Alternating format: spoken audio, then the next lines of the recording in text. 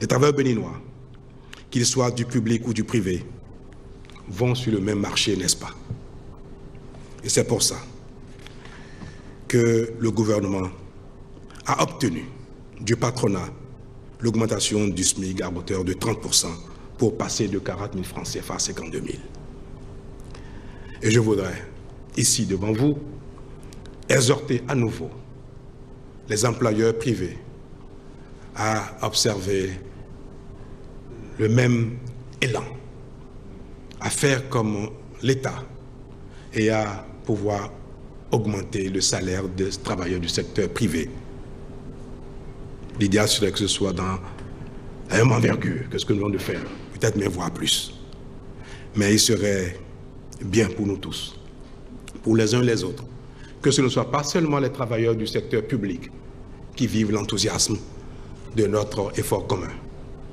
Je voudrais donc inviter devant vous, dans cette salle du Parlement, m'adresser à tous les Béninois, à tous les employeurs privés du Bénin, leur dire qu'il est nécessaire que leurs travailleurs également aient leur part de notre croissance commune. Ces efforts que je viens de citer ne sont pas un cadeau, ni pour l'un, ni pour l'autre. Cela contribue à la justice. Cela contribue à la juste répartition de la richesse nationale et à la promotion d'un climat de justice sociale. Toutes choses permettant davantage de motivation et de meilleures prestations de la part des travailleurs. C'est cela qui permettra à chacun de se sentir concerné par l'effort commun et qui l'amènera à se donner davantage. Je peux vous assurer, et comme je l'ai dit, syndicaliste, que nous allons faire beaucoup d'efforts, mais raisonnablement. Nous, les équilibres macroéconomiques sont tenus et seront tenus.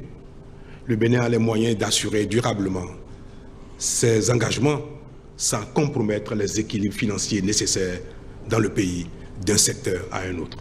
Nous continuerons d'assurer les besoins d'investissement dans tous les secteurs, que ce soit de l'eau pour le reste à faire, pour l'électricité, pour les infrastructures routières, pour le paiement de nos dettes, ainsi que pour les investissements productifs, de sorte à ce que ce que nous observons aussi aujourd'hui, qui nous donne de l'espoir, ne compromette pas l'avenir pour nos enfants.